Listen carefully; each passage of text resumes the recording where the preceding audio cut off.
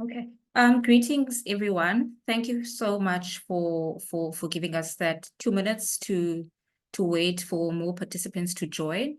I think it's safe for us to start now so that we can stick to our scheduled time for this session. Greetings to everyone from wherever you are. Thank you for joining us today for this session, where we explore opportunities for catalyzing action towards biodiversity protection, restoration, and sustainable management. I am Bongiwe Simka, a professional officer in urban nature and nature-based solutions at ICLEI Africa, and I will be moderating our session today.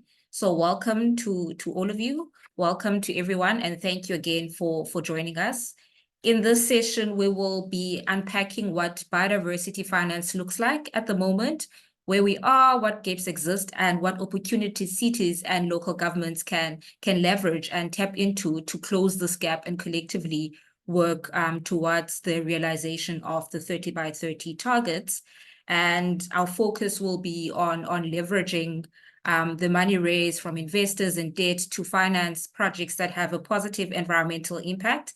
And we will do this by exploring the case from Brazil and South Africa to understand how investment into bonds has been leveraged to catalyze action towards biodiversity and climate resilience at a local level. And I think before we start, next slide, please, Jade. Before we start, we'll just go through a bit of our housekeeping rules for the session. Please note that because this is a webinar, all non-speakers are muted and will be given the opportunity to speak during the Q&A session. The session is also being recorded, and by participating, you are giving consent to being recorded. We will have a Q&A box throughout the session. You are welcome to post your questions that will be attended to during our Q&A section of the session towards the later part. We also have simultaneous interpretation available for Chinese, Spanish, and Portuguese. There's a link option at the bottom of your Zoom that will allow you to choose a language of your preference and be able to participate in the session. And lastly, we will be sharing a post-session survey at the end, and we ask that you please fill that in and let us know how the session went. Thank you very much. Next slide, please, Jade. Just to give you a sense of how today's session is going to go, it hasn't moved on my side, so I'm not sure. But what we'll be doing is just going through a brief overview of where we are from a biodiversity finance perspective, and then getting into our different case studies from Brazil and South Africa, where we get some insights and some lessons from their own implementation within our context. And then we'll get into a Q&A where we allow attendees and participants to engage with our speakers for the day and engage with the lessons that we've had and will be shared for as part of this webinar. Next slide, Jade. Next slide again. Thank you so much. So a bit of background. I think some of you may know that this webinar forms part of our 6-part South-South peer learning and knowledge exchange series that is hosted as part of our integrated action on biodiversity project, Interact Bio for short, that is implemented by ICLEI Africa. So the Interact Bio project is funded by the International Climate Initiative, IKI, through the German Federal Ministry for the Environment, Nature Conservation, Nuclear Safety, and Consumer Protection. The project started in 2017 and has seen implementation across 20 cities in 6 countries, namely Brazil, China, Colombia, India, South Africa, and Tanzania. Next slide, please, Jade. So the project basically aims to improve the utilization and management of urban nature within rapidly expanding cities and the regions surrounding them. And the way that the project is implemented is that we do that by strengthening multi-level governance, by connecting stakeholders from different levels of government to work together towards integrating biodiversity considerations into city region planning and decision-making. And we also do this by strengthening the capacity to effectively mainstream biodiversity and nature-based solutions considerations in different sectors by using policy and other relevant tools. Thanks, Jade. So I think before we actually get into the actual session of the day, I'll just do a brief introduction to our speakers for the day. We are joined by, firstly, Nikara Mahadio. So Nikara is a professional officer working in nature-based solutions at ICLEI Africa, and she also leads the finance aspect of the Interact Bio project in South Africa. And then secondly, we are joined by Roy. Roy heads the City of Cape Town's Conservation Environmental Management Division in South Africa. Last but not least, we are joined by Rodrigo Goes, who's a project manager at the Semeia Institute in Brazil. So welcome to all of our speakers. Thank you again for joining us and your willingness to share your insights, share your experiences with the rest of us and our from our respective areas. I think now I will hand over to Nikara. Nikara is going to take us through a brief overview of where we are when it comes to biodiversity finance, what opportunities exist, how cities can leverage them, and why the session is important in terms of driving and catalyzing action for biodiversity, given where we are currently. Over to you, Nikara. And good afternoon, good morning, good evening to everybody, depending where you are in the world. Thank you for joining us today, and it's a great pleasure to be here to chat to you all about biodiversity finance and where we're at right now. So as Bungi introduced, my name is Nikara Mahadio, been part of the ICLEI family for quite a while now and heading up the biodiversity finance work under Interact Bio in terms of South Africa. So we can move on to the next slide, Jade. Thank you. So before I get into explaining what biodiversity finance is and where we're at, we often talk about biodiversity outcomes and defining biodiversity outcomes. And what exactly are these? So we apply biodiversity finance in the context, but we're expecting to have some sort of biodiversity outcome. But what does this really mean, and what does this really encompass? When we talk about biodiversity, and I know that I'm probably talking to people that are already aware of this, but when we speak about biodiversity, it refers to the variety of living species on Earth, and that includes plants, animals, bacteria, and fungi. And it entails all levels of life, from genes to ecosystems. And we obviously know that human activities at the moment are putting these different forms of life at huge risk through different forms of economic activity or exploitation or resourcing, depending what it might be, but there is massive threat to biodiversity at the moment. And it's been identified that there are 5 direct drivers of biodiversity loss at the global scale, and this has been identified by the IPBES. And these 5 drivers are, as you can see on the screen, are changing of use of the sea and land, so how those landscapes are transformed and changed. Direct exploitation of organisms, so this is things like mining or harvesting of marine life, depends, it could be any organisms, but it's just direct exploitation of our resources, our natural resources. The other threat is climate change, pollution, which is direct point and non-point pollution, and invasive and non-invasive species.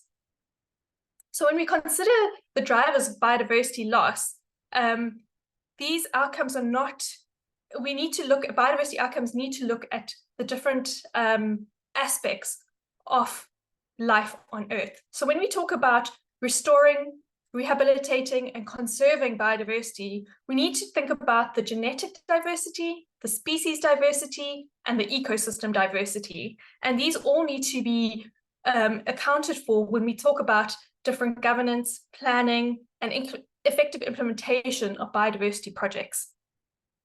So what is the actual problem? Well, you might be wondering why we need biodiversity finance. Well, urban expansion is projected to grow significantly in the next 20 to 30 years. And the rapid rate of urban growth is putting climate, nature, and our economy at risk. Based on the IPBES and the World Economic Forum, biodiversity loss or rapid urban expansion is considered the third largest threat at a global level. It is estimated that in this time frame, so the next 20 to 30 years, that almost 290,000 square kilometers of natural habitat is under threat due to urban expansion. And then obviously our current economic models, the way that they are set up, prioritize immediate economic gains. And this often means this comes at a cost of our natural environment or our natural resources, and leading to the degradation of biodiversity and then resulting in biodiversity loss. In these current models, our ecosystem services are not currently valued. And this is essentially a problem. It was highlighted in, many of you might have come across the Dasgupta review. I think it was in 2021. And it stated there that our current economic models need to shift in order to account for biodiversity and ecosystem services in them, so that they are valued and money flows towards them so that we can protect and manage them better. And one of the ways that we can do that is through nature-based solutions. These are considered to be 50% more cost-effective than grey alternatives. So particularly in the developing world, in the global south, where many of us come from, development is a priority, and advancement in society is a priority for many governments. But how do we integrate biodiversity into these development priorities? Nature-based solutions is one of those ways that we can do that. It's said that nature-based solutions can deliver 28% more value from a cost perspective and a delivery in terms of ecosystem services in comparison to grey alternatives. Yet in 2021, it only received 0.3% of overall spending on urban infrastructure. So considering the amount of money that goes towards urban infrastructure, there's a lot more that we can do with this money to integrate nature-based solutions. And just talking about the economy again, in terms of our GDP at a global level, it's estimated that biodiversity loss, if you can look at the graph on the right-hand side of the screen, it is said that about 44% of our GDP is at high to moderate risk from biodiversity loss. So that's almost half of our GDP. And it just goes to show how reliant we are on ecosystem services, on biodiversity, and hence we need to start considering the shift towards integrating biodiversity into our everyday planning, into our economic models. On to our next slide. Thanks, Jane. So what is biodiversity finance? Well, according to the Biodiversity Finance Initiative, or BioFin, biodiversity finance is the practice of raising and managing capital and using financial incentives to support sustainable biodiversity management. And this capital that we raise, the finances that we raise, can come from both private and public financial resources. And what we'll see a little bit later on in the next graph is the breakdown of where these resources are coming from. But what we're looking at on the right-hand side of the screen again is the estimated amount of money that is needed in order to protect and manage biodiversity effectively versus how much is actually being leveraged and mobilized at the moment. These stats are a few years old, so this might be a little bit higher at the moment. But that perspective of that graph is really just to show how little we are actually putting towards what we are needing versus what we're using and what ecosystem services and nature is actually valued at. And you can see that it's minute. It's a minute amount that we are currently putting towards biodiversity. But why is biodiversity finance, or looking at biodiversity finance, so important, or considering protecting and managing biodiversity? Well, similar to how you might want to diversify your financial assets to reduce risk, so you would invest your money in different portfolios, similarly, we need to invest in ensuring that biodiversity is kept diverse. And we need to ensure that our ecosystems the genetic diversity, species diversity is all kept intact so that it reduces risks to our society and to improve our well-being and livelihoods. On to the next slide. Thank you. So just looking to get some perspective of what I've been talking about in this previous slide around what we're actually putting towards biodiversity and what is needed. The graph on the left-hand side just indicates this huge biodiversity financing gap that we have between what is being used versus what is needed by 2030. And it's predicted that global financial flows into biodiversity conservation are between 124 and 143 billion US dollars.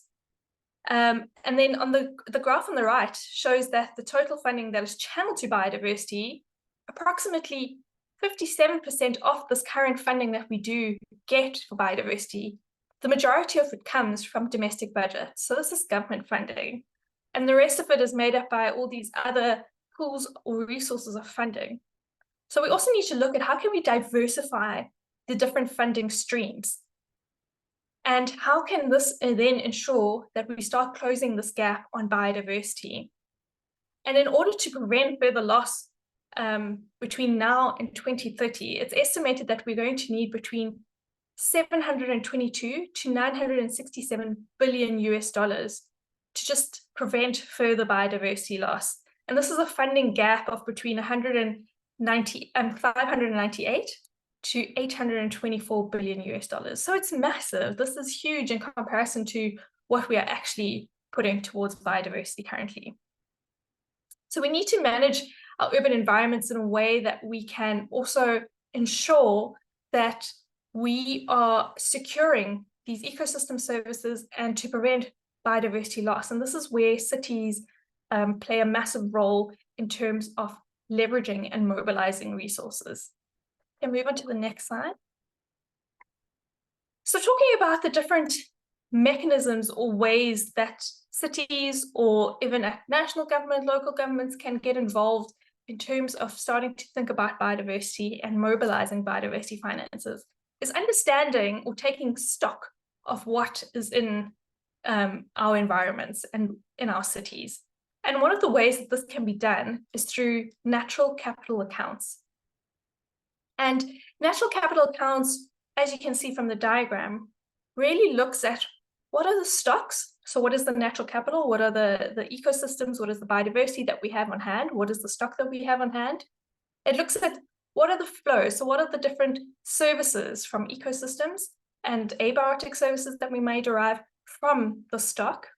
And what is the value of this in terms of the benefits that it brings to businesses and to us as a society? So natural capital accounts is really looking at the valuation of our ecosystems and of biodiversity. And this is these services that we'd essentially be evaluating are those that are essential or fundamental to human survival and our socioeconomic prosperity. So this is just one mechanism that can be applied to understand what we have and what and how much it's worth. There has been criticism definitely around valuing of ecosystems, but it's a benchmark for us to start thinking about where we need to start putting our biodiversity finances. Where do we need to put our investments in order to protect and manage biodiversity better? So moving on to the next slide, we're going to look at what are some of the finance solutions and instruments that we can actually consider to invest in biodiversity. So there's a difference between biodiversity solutions and biodiversity instruments.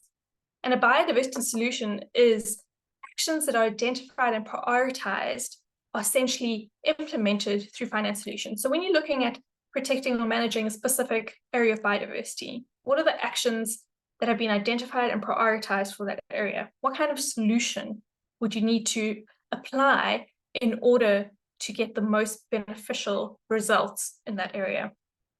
It's a very integrated approach to solve specific problems and challenges by context-specific use of finance or economic instrument. And solutions are made up of a number of different elements. And one of these elements is a finance instrument. So if you look at the diagram there in the middle of the screen, the red box is highlighting the different kinds of instruments that you can apply. And this is where the conversation today will take us. It's talking about green bonds, which is one specific type of instrument that can be used within a finance solution to determine a particular financial result. And I'm going to explain a little bit about each of these different instruments. And I know that we're going to have some case studies and examples of how bonds have been applied in other places, but I'm just going to give you this context of what a bond really is. So we can move on to the next slide. And you can just click through to all of the slides, Jay. So we've got different kinds of instruments that we talk about. I'm not going to go through all the text with us. You'll see that there's something called a grant finance instrument, and this is looking at things that are where we get funding from ODA assistance, or whether we get it from a funder or a donor. I think this is the funding that many of us tend to chase, and a lot of governments tend to chase. But we need to realize, particularly at the city level, that there are other instruments and finance solutions that we can use or tap into in order to unlock biodiversity finances. I think if you look at the next one, the debt equity one, and Jade, I think if you click once more for me, you might get a red box that comes up, but maybe not. Oh, there we go, perfect. So this debt and equity, I'm going to come back to. So the third one is that we've got risk management. That's looking at insurance schemes for environmental pollution. We've got fiscal, so this is looking at government subsidies. And we've got market, which is things like payment for ecosystem services, which many of us might have heard of. But bonds falls under this category of debt and equity. And it's the obligation to make a payment or acquisition of ownership rights in exchange of a payment. So debt can be in the form of loans, government or corporate bonds, and equity can be company stock or other forms of ownership, and it is often a riskier investment than the debt. So there's a difference between the debt and equity, but bonds really fall into this category, and this is where our focus is for today. We can move on to the next slide. So I just want to give you a quick example of a successful case study where a blue bond has been applied in Seychelles, and this is called a sovereign blue bond. And you may have heard of the terms of green bonds and blue bonds, and a blue bond is a traditional green bond that has proceeds earmarked for marine and ocean-based projects. And the reason the Seychelles have gone for this is that their economy is highly dependent on its marine natural resources from a tourism perspective and from a fisheries perspective. So the reliance on marine organisms or marine resources is very high within the country. And you'll see in the next point, it says that the tourism sector contributes to about 24.8% of the GDP, and the fishery sector contributes to 20%. So this is almost half of the GDP for the Seychelles. And the fishery sector also employs quite a large proportion of the population itself. And the idea of the bond here was really to expand the sustainable use of marine protected areas and to increase this protected areas by 30% by 2020. Obviously, this time has passed and the bond has been applied already. I'm not too sure what the updated stats are, but essentially looking at how this has worked is that the money that has been put into the Seychelles from this blue bond perspective has had significant impact, and it raised about I think it was about 15 million or maybe 20 million US dollars, and the return on this investment has been significant in terms of protection of the marine protected areas, in terms of sustainable use of these marine protected areas. So the significance and the opportunities that lie within things like bonds is very important in terms of looking at biodiversity finance. We don't only necessarily need to focus on grant funding or looking for assistance from global north or governments where they are able to supply more funding, but how can we create a more diversified way of attracting investments, particularly in our developing countries in the global south? So that's the end of my talk, and I look forward to hearing the other talks from the other presenters, and I hope that this was insightful and you all understand what biodiversity is and where we're at the moment. Thank you. Thank you so much, Nikara. Thank you for laying the foundation for this session, and I guess for sharing the Seychelles Blue Bond case study as well as a bonus for us. So thank you very much for doing that, just giving us a glimpse of where we are in terms of biodiversity finance and how huge the existing gap is, but also, I guess, giving us hope in terms of the opportunities that also exist for cities, for local governments, for communities, in terms of tapping into and leveraging the different types of financing instruments and mechanisms that are at our disposal as relevant, of course. So thank you very much for laying that foundation, Nikara. I think now we will move on to our case studies from South Africa and Brazil. I will now hand over to Mr. Roy Ensign from the City of Cape Town to share with us some of the City of Cape Town's experiences in terms of trying to work towards closing this biodiversity funding gap at a local level. Over to you, Mr. Roy. Yeah, I'm just busy setting up. Thank you. Yeah.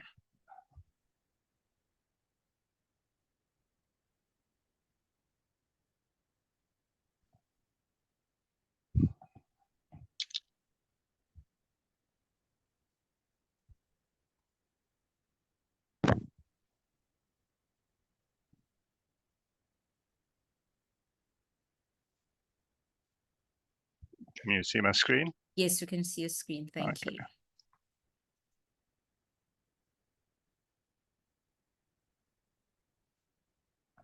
Okay, Roy Ernsten, I'm the head nature conservation within the City of Cape Town, and I'm talking about the Cape Town Water Fund partnership. And this is not quite a green bond. This is actually a public-private partnership that we're actually using to secure our catchment areas. So just in terms of what I'm going to be covering, I'm just going to give you some contextual information with regards to Cape Town, what the impact of water is, and then looking at the model of the Cape Town Water Fund and how what its impact is. Cape Town is in a biodiversity hotspot. It is located, it's a port city located at the southwestern tip of Africa. It's about 2.5 square kilometers in extent. We currently have a population of about 5 million people, and that is growing at approximately 10% per annum, or the one figure I heard was that every minute there is somebody moving into Cape Town. It's also a very unequal society with very affluent communities and individuals and very impoverished communities as well. From a biodiversity perspective, Cape Town's been listed as one of the most biodiverse cities in the world. We've got 20 vegetation types within Cape Town, 11 of which are critically endangered and 7 occur only in the confines of Cape Town. And then with it, we've got a whole host of endemic species, not only in terms of plants, but the vertebrates as well, and the invertebrates, which is actually pretty poorly studied. We've also got a Ramsar site, and the city has also been deemed as a Ramsar city as well. Plus, we're part of a World Heritage site as well. Okay, just looking at the current extent of the various vegetation types, you can see a lot of the vegetation in the right-hand side, all the white areas in the map is actually areas that have been transformed and it's actually lost. So it's largely under housing or agriculture. Okay, so how did we go about looking at securing our city's biodiversity? We've actually looked at all the remnants and we've come up what we call a biodiversity network, or a bionet in short.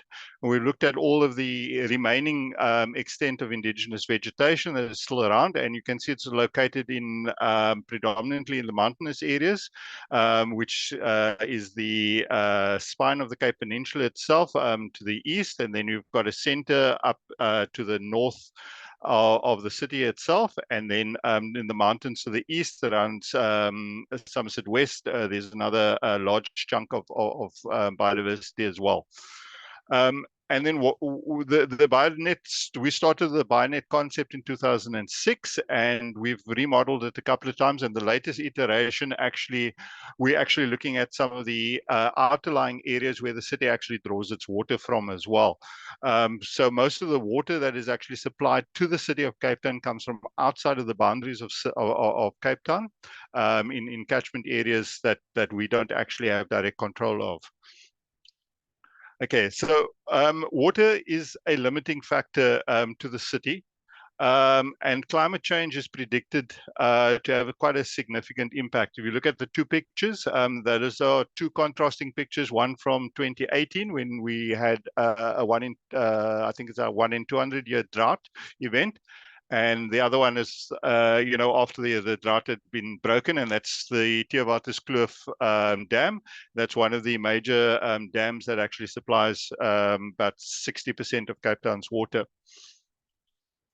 And then also there was a study done that by 2021, the demand for water would have exceeded the available supply.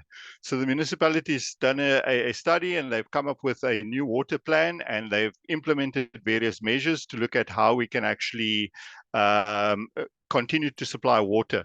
Some of the things that we did with the 2018 drought was looking at water demand management, reducing water pressure, and then also the whole dam system, the Cape Town supply system is all interlinked, so we can actually move water between different catchments and things, and that way we've been able to maintain the supply. Some of the newer projects that are starting to come online are things like the wastewater reuse.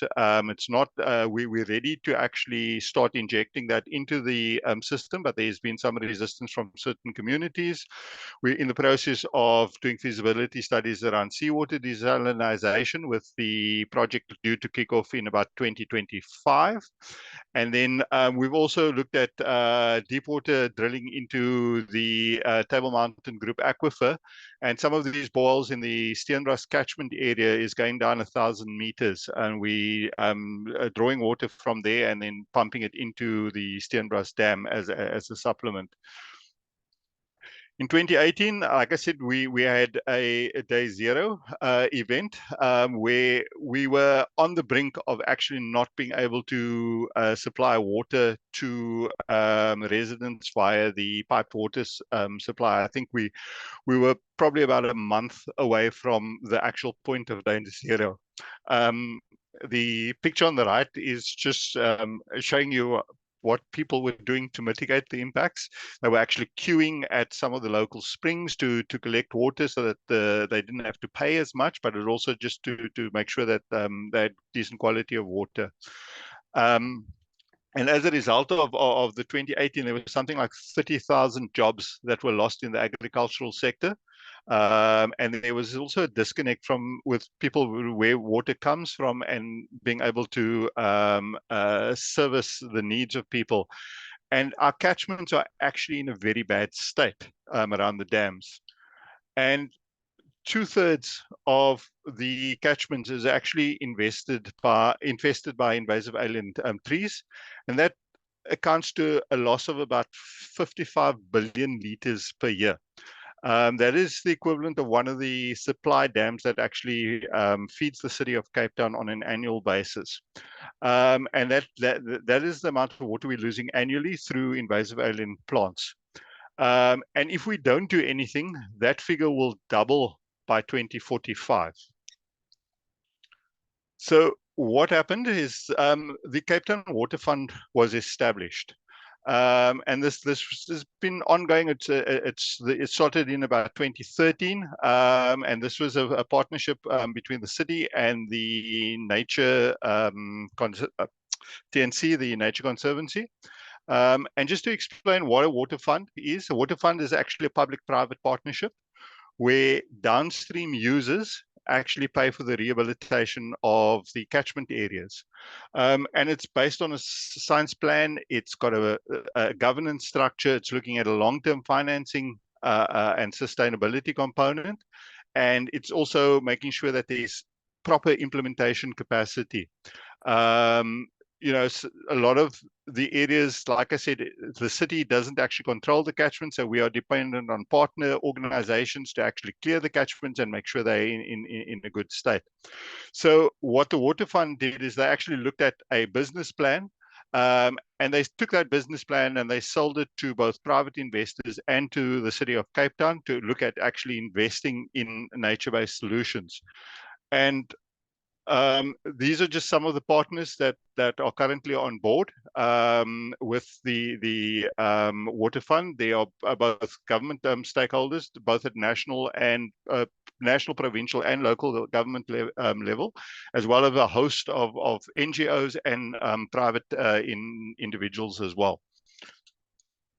Okay, and how did we sell the argument? I mean, if we looked at the cost of the various infrastructure and the rates of return, it is actually, you know, a no-brainer that if we look at removing invasive alien plants, the cost per unit is so much cheaper than any other option. I mean, whether it's desalination, reuse, or even the groundwater exploration, which is the first option that Cape Town actually tried to actually implement. And the cost is like, you know, in orders of magnitude cheaper, and the return on investment is so much better. But not only that, sorry, the nature-based solutions have got other benefits as well, in that we're actually creating jobs.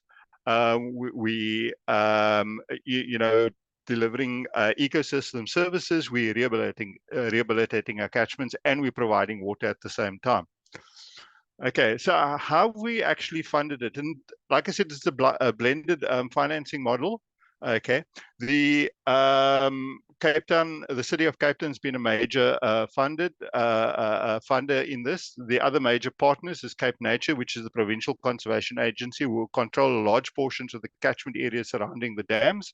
And then we've also got corporate CSI funding, and then various philanthropic organizations and individuals have actually also donated. And you look at the pie chart there, the city has actually donated 44% of the funding to date, with the rest coming through the various partners itself. And the city has actually taken the lead because they actually saw the need, and we're the major benefactor or the benefiter of actually sorting the catchments out and actually securing more water for Cape Town. So how's the entity structured? So there's a board which oversees the actual Cape Town Water Fund. The secretariat is currently housed within TNC. And then we've got various working groups to look at the actual implementation, to monitor what is actually going on, and to ensure that the data integrity that is generated here is actually hardy and robust, and actually answers a lot of the questions that were raised through the business plan process. And then the advisory committee is basically the various stakeholders who actually make up the partnership itself. Okay, and where have we progressed to date? Okay, so to date we've cleared 16.1 billion liters. We've managed to replenish 16.1 billion liters, and this is based. These figures are based on science. They're actually doing monitoring experiments in the catchments as well. We've actually cleared 30,000 hectares of initial clearing. 18,000 hectares of follow-up, and we've created almost 800 job opportunities within the green economy itself. Okay, why has this actually been successful? Well, historically, you know, agencies, various government, provincial agencies never actually worked together. And we had different funding sources with different funding priorities. And even though at ground level we may have wanted to work together, at a political or senior management level, sometimes those priorities weren't also recognized. So the fact that we've got this public-private partnership means that the funding is actually pooled, and we can actually then prioritize where the clearing takes place, how it takes place, and we can actually be quite flexible in terms of the implementation, because if we look at the legislative framework, funding from the City of Cape Town, if the city is actually spending it, has to be spent within the City of Cape Town. But the catchment areas are all outside of the City of Cape Town, so how do we actually invest? And that's why we needed a different vehicle to actually look at providing funding for rehabilitating those catchments. We've also managed from a political perspective, we managed to create jobs, there's skills development. So we've had social buy-in as well, which has unlocked some more avenues from a political and also from a philanthropic perspective, why people would actually give money as well. And then the technical side, I mean, we've got a pool of people, both from scientists, academic institutions who are monitoring what is actually happening. The organizations who are actually doing the implementation, there is a wealth of information, and that knowledge is now being shared. We actually have monthly working groups where we look at where we're clearing, how we're progressing, and this collaboration is actually largely why things are actually working as well. We're no longer saying, oh, well, I can actually only work until this because this is where the city boundary ends, or this is where Cape Nature Reserve ends. We're actually working across boundaries, and we're actually sharing funding, and the contractors who are actually doing that can actually work across these arbitrary boundaries as well. And then from an economic perspective, there's different drivers, diverse funding sources. We're looking at the efficiency in terms of, you know, investing the money where it's actually required, and making sure that that investment is actually secured, so that, you know, it's largely where in some cases previously you would clear an area and your funding source then would dry up, or because of political priorities changing, and then you couldn't maintain this area. With this model, we're actually looking at making sure that whatever gains we make is actually maintained. So we're working on a 30-year program, and the whole process, all the various partners have actually bought into it, and that is largely why this is actually quite a successful program. We're still in the early days of implementation, but like I said, from where I'm sitting, this is quite a winning solution to the challenge in terms of the catchment restoration within the city's catchment areas. That's it. Thank you. Thank you very much, Roy. Thank you for taking us through that.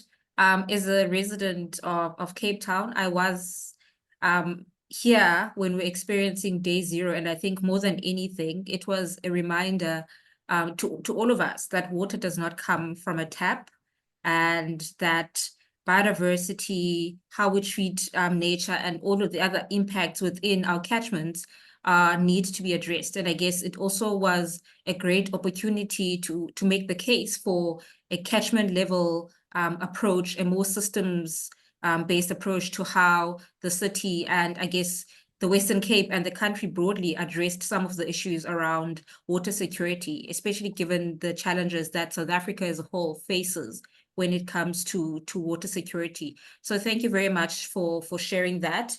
We will now move over to Brazil and hand over to Rodrigo to give us to share a glimpse of what has happened within the Brazilian context and some lessons from their own experiences. Over to you, Rodrigo. Thank you, Bowie. I would like to say good morning, or good afternoon, or good night to whatever is listening to us. First of all, I would really like to thank ICLEI Brazil for the invitation and for the long time cooperation we have for protect and foster conservation and nature as a whole in the country. About some slides I will share with you. I want to be brief, but in case anyone wants to go further in these discussions, I'm available. Can you see my screen? Yes, we can. Thank you, Rodrigo. All right, great.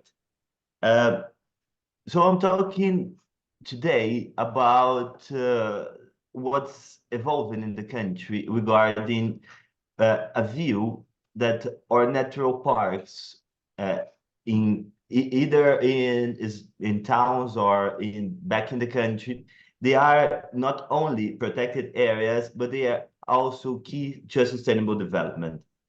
As Nikata greatly said, we do need to diversify our funding streams. And now I'm presenting one of the streams we found in Brazil that is quickly evolving, and we hope that will change the conservation and foster biodiversity in the country. It's not a solution for every problem, of course. We do need, as Tara said, to diversify and have multiple streams. But I do believe we have here a case that we in the Global South might replicate without further, without any big issues. Obviously, we can copy and paste, but we can, as we're doing here, inspire ourselves in other cases. So moving on. Brazil is widely famous for its nature and is recognized international about that. This is a Forbes website stating that Brazil is the best destination for nature love for ecotourists. We also have a great increase in demand for adventure tourism in the country, and we believe that after the pandemic, 40% of Brazilians, they intend to visit parks more often. So we do have extraordinary nature, extraordinary biodiversity, thousands and thousands of square kilometers of protected areas, but we still face some challenges. 75% of the visits in our regional and national parks, they are concentrated in just 8 parks. And those parks, they are either internationally famous parks like the Iguaçu, or where we have the Iguaçu Falls, or they are local parks close to big cities like the Horto close to São Paulo, or the Tijuca National Park in Rio, that are managed either by the national government or by local state government. So we have more than 300 parks with remarkable nature, with gorgeous views, but of the 13 million visits we registered in 2019 before the pandemic, 75% were concentrated in only 8 parks. So sure, we're trying to do, and very inspired by Roy as well, is to foster private and public partnerships to attract private investment for our parks, so we can deliver better services, better touristic service to visitors, while at the same time we strengthen the conservation efforts by the government and by the private partner. So we're managing to do that. In Iguaçu, for example, more than R$500 million, or more or less $100,000, will be invested in the Iguaçu National Park, where we have those gorgeous waterfalls, but we also are managing to do so in regional parks. In Minas Gerais, or in the Rio Grande do Sul, where we have state parks that will receive investments from the private sector as well. In the state of São Paulo, in Bahia, in thousands of states, and thousands of states, not, of course, we don't have thousands of states, but in a lot of states in Brazil. And we expect with those public partnerships to attract 1 billion reais in investments, would be something between $300 million, and more than 14 billion in operational expenditures. Those are resources that the private sector will invest in our protected areas, and in the end of those contract terms will return to the public. So we have seen in the last 5 years 9 times more public-private partnerships contracts signed than you have seen in our history. So in in the early 2000s and 2010s, even until 2018, we only have those public partnerships for national parks and only for 5 of them. Nowadays, we do have those partnerships in the national, in the state, and into the local level.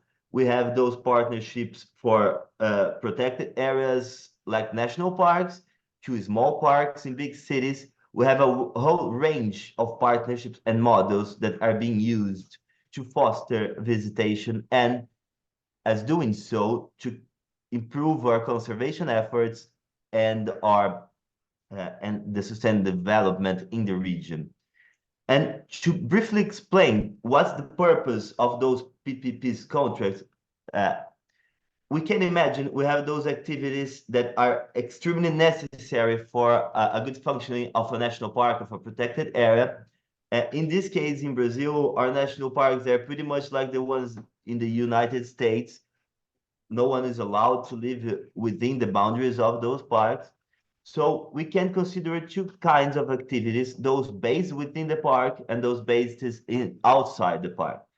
Inside the park, we do have all their nature conservancy efforts. We do need to manage wildlife. You do need to firefight. We do need to do our research.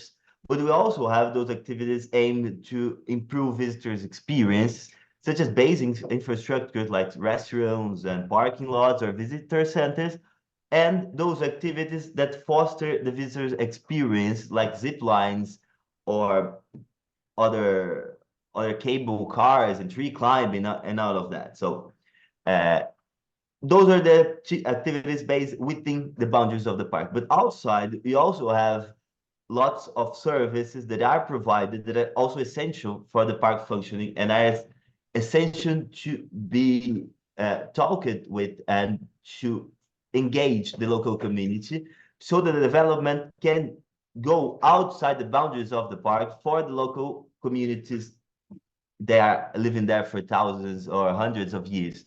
So we have those ordinary services like those regular touristic services like guided tours or bird watching or adventurous expeditions.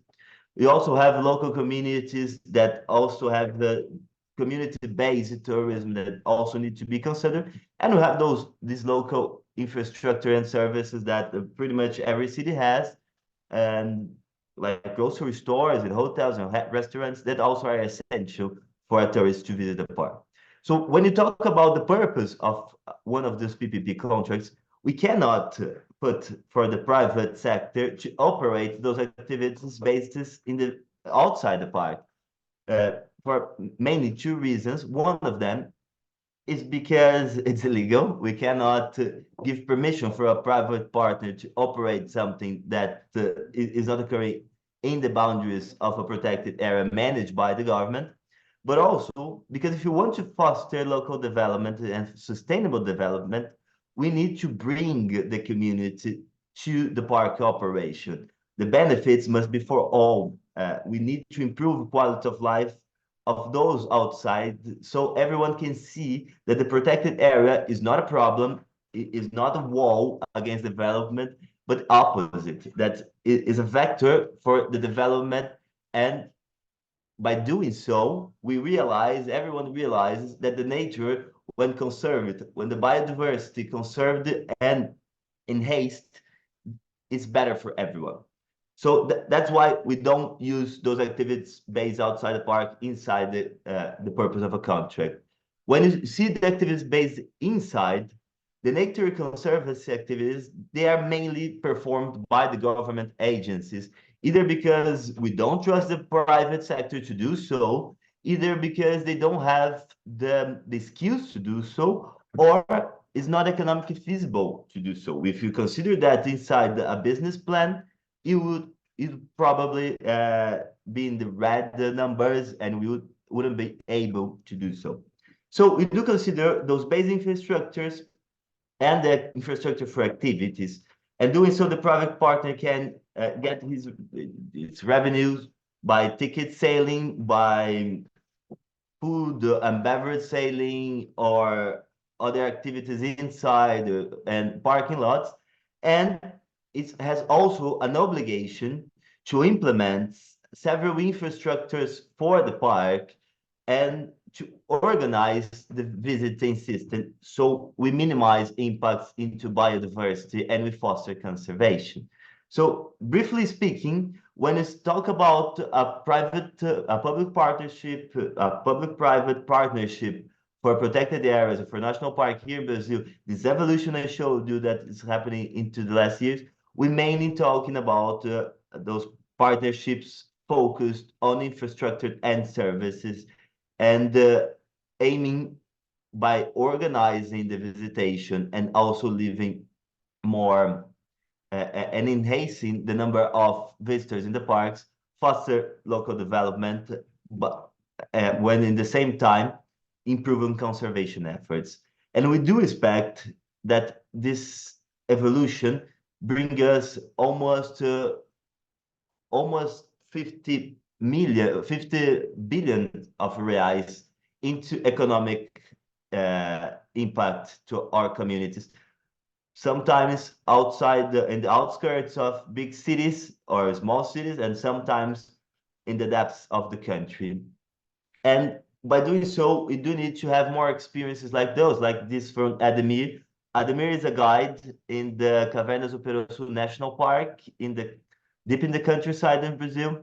And he said when we visit and talk to him, he used to rely on farming that was limited, but now they do rely on tourism, and that's really something they're proud of because they are able to show the place he and his family have been living for hundreds of years to visitors for other parts of the country and either international visitors. So it's also a pride for them to work with tourism and be able to connect with different cultures and different people. And also we have Fernanda, another example in Paraná, also in the countryside of Brazil. And she says that she lives in a village right in the boundaries of the park. And she says for many families, they rely on the park for their livelihood. And it's not just those that work directly in the park as park rangers or service provider, but for whole families and for the whole supply chain they have for the tourists in the hospitality industry, the transportation agencies and guide and so on. So more than generate local development for communities, when we conserve, and when I talk this, I'm pretty sure we all know about it, we also increase in more than employment and income. We are enhancing the preservation of natural resources. We are spreading environmental awareness for visitors and for the families. We're encouraging healthy habits. We are also improving access to culture and leisure options for all of us. So those private partnerships and this movement, this movement we see in Brazil, this growth in the last years, we are really hoping by improving infrastructure and services and improving the number of visitors in our parks, we will have a stronger conservation in these areas, but not only there, also outside those areas by engaging local communities into the conservation and also by spreading environmental awareness for those visitors that will be present in our parks. So that was pretty much what I briefly had to say today. I do thank you again for an invitation. That's my email and the Semeia Institute website, the institute I work for.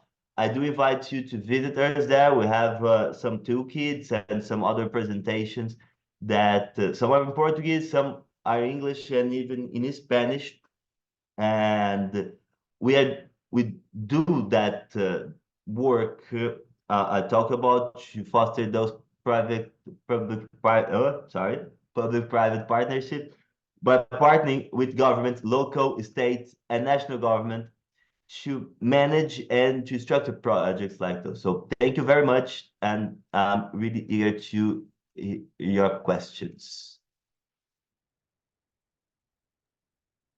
Good. Thank you so much, Rodrigo. Thank you for sharing all of those insights and your experience within the Brazilian context, especially with regards to protected areas. And I guess just moving away from the exclusionary approach that protected areas and biodiversity protection is always associated to, but also just seeing communities reflecting on the benefits of protected areas in terms of the economic opportunities and also the livelihood opportunities linked to biodiversity protection and sustainable management. So thank you very much for sharing those insights with us.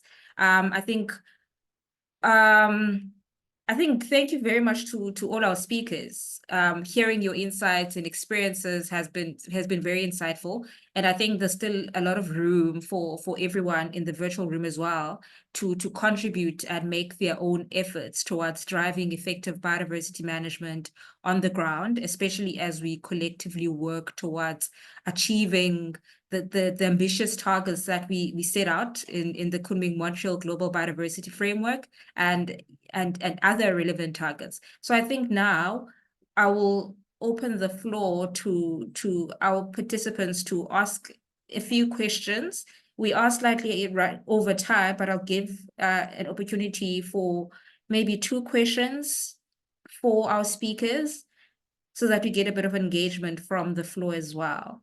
So if you have a question, you're welcome to use the Q&A box at the bottom of your Zoom, or alternatively raise your hand and we will allow you the opportunity to engage.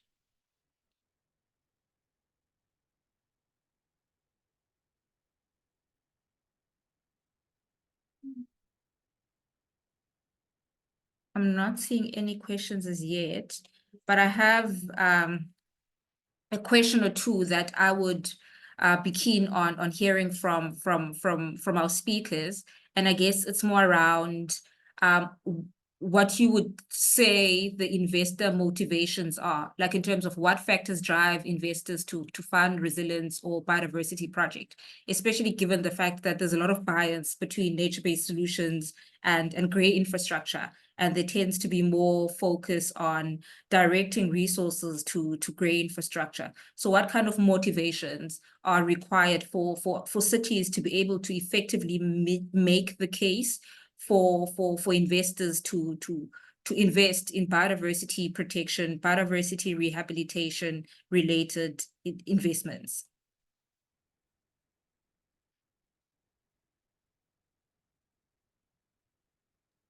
Should I answer it? I'm sorry. You're welcome to either Roy or Nikara as well. You're welcome to chip in, maybe from your own experiences in terms of what motivates investors to fund and direct their resources towards biodiversity related projects. Perfect. Mainly, and put it very simply, what motivates investors in the projects I talked about is profit. They do need to profit. So when we are structuring and designing these projects, we do need to consider that they will invest and they expect to have a return at some point. So we do need to always find a balance between the obligations we put into the partner and the possibility they have to get revenue and at some time to have a profitable enterprise. So it's a very hard game. It's not all science. There's some art in doing that. So, but I do think that's the primary goal of those partners. But they also have an environmental awareness. That's why they go into this business and not into oil or coal business. But by the end of the day, they will need to be a profitable business in the environment, in the biodiversity conservation as well. Great. Thank you so much, Rodrigo, for that. Maybe can I add on to that? Yes, please. Yeah. Yeah, no, look, it may not be purely from profit, but it's got to be within their interest. If you look at the example of the Cape Town Water Fund, I mean, they're using it both from a corporate social responsibility perspective, where they can demonstrate that they are improving lives, and that is a political flavor.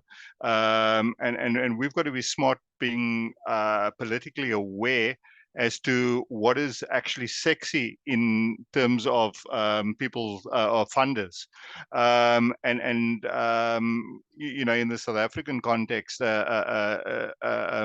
community upliftment, job creation, those are things that appeal to people.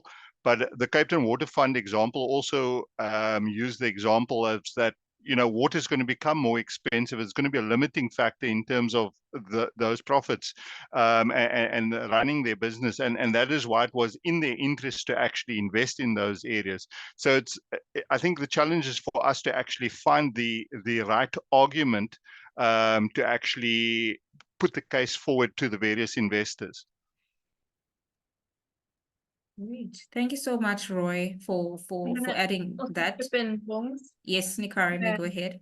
And say that, well, obviously agree with Rodrigo and Roy, and obviously they've got far more experience in terms of dealing with investors in that space. But I think from the city's perspective, I think we really got to punt at making or being proactive and setting business cases out for these investors and trying to attract them into looking at what the benefits are. And like you say, like Roy was mentioning, I think we got to appeal to them in certain ways. So I think it's also dependent on what the investor's looking for. And what they're wanting to invest in and what kind of return they're wanting. Are they actually wanting return, or are they just wanting some sort of socio-economic benefit like corporate social responsibility? But really, I think it's around, in order for cities, and Roy could probably speak to this more, is really about looking at how can we talk the same talk as these businesses or private sector partners to actually engage around investments. Thank you so much, Nikara. We have two questions. One from Mandisa Sibisi, okay. One from Mandisa Sibisi that's directed at Roy. So Mandisa is asking what method the City of Cape Town uses to remove invasive alien plants, and whether this method is sustainable and how long it takes for them to regrow again. Yeah, look, I mean, we've got a whole range of species that's in the catchment. Some of them are coppicing species, some of them are non-coppicing. So each method is actually targeted. It's obviously the whole system is driven by fire as well. So we've got it's a long-term intervention. So that is why we're looking at a 30-year program. So our initial clearing operation is then followed with a follow-up operation every 18 months. You know, and obviously when we have a fire event, we get a massive flush of seedlings and things. And so because we've got this model that is not bound by political boundaries in terms of organizations, we can actually divert the funding, and we can be a lot more reactive to where the priority needs are. Each species is obviously targeted. We're using biological control, we're using physical removal, chainsaws, we're using fire as a mechanism. So there's a whole range of mechanisms that is actually used, but it's all determined based on the location. We've got high altitude teams. We've got teams that are helitack teams that are actually flown in by chopper. You know, so yeah, you can look up on the Cape Town Water Fund website some of the approaches that we're actually using there as well. Thank you so much, Roy, for addressing that question. We have another question for Rodrigo as well, from Rodrigo, directed at Rodrigo. So he's asking, how is it possible to boost ecotourism in our national parks without bringing in negative effects associated with that, talking about pollution, biotrafficking, etc.? Nice. The Rodrigos will take over the world someday. But thank you for your answer, Rodrigo. I think we can divide the answer in two parts. The first one is when we consider the tourism inside the park. when we organize that, we and put more people in different areas of the park, we do have more eyes and mice and more surveillance. So hunters or other people that are going inside to do something is not allowed. They are constricted by the surveillance made by the tourists themselves. And when we organize the flow of tourists inside the park, we do see less environmental damage than when this tourism is doing in an unorganized way. For example, in the Iguazu National Park that receives almost 2 million visitors every year, in the beginning, people could go inside the park into the highway with their private cars, and that led to a lot of animal killings, wildlife killings, because people just went like over 100 kilometers an hour in the place you should go 30. And when they organized this flow, it only buses taking the tourists, and we limited the speed. We did see a decrease in the number of animals killed in the highways. So inside the park, organizing and spreading the tourists inside the park is good for the conservation. But when we talk about the infrastructure or the effects outside the park, that's a challenge we do have as a whole in the global south to improve garbage collection and recycling and everything.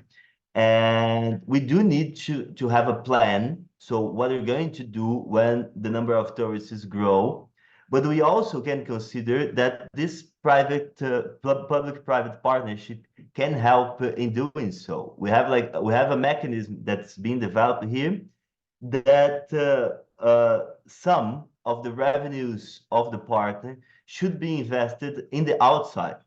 In this way, we have the ability to at least mitigate the effects of a boost in tourism in the park. But it's probably not enough. We do need to think as a society and in broad policies to avoid those risks. But this is a problem that's not affected only by tourism. There's a problem we do have in the global south as a whole, with or without tourism.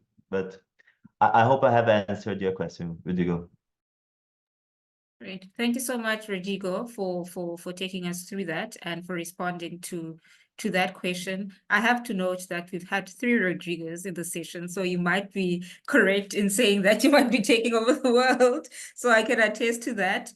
We have run out of time, but I have to say thank you very much to all of you for taking part in the session and for bringing in your different insights, your lessons, and sharing those with us, and providing the opportunities for other cities and other local governments to consider the approaches that you've taken and potentially scale those to the various cities. So thank you very much to all of you for taking your time to be part of the session, and a specific thank you to our speakers, Rodrigo, Roy, and Nikara, for taking their time and being here with us. That is much appreciated from myself and the broader Interact and ICLEI team. We will share in the chat a link to some of the resources that have been developed through the Interact Bio project. There is a whole biodiversity financing toolkit that has been developed through the project that provides some insights into biodiversity financing opportunities that exist and what and how cities can leverage those. We will also in the chat share a link to the survey that you are please asked to fill in, give us feedback on the session, what went well and what needs to be changed, so that we can take that into consideration in planning our next webinars. From myself and the rest of the team, thank you very much to all of you. Wishing you all a wonderful day as we work together in our respective areas to close that biodiversity financing gap that we spoke about today. Thank you very much, everyone. Goodbye.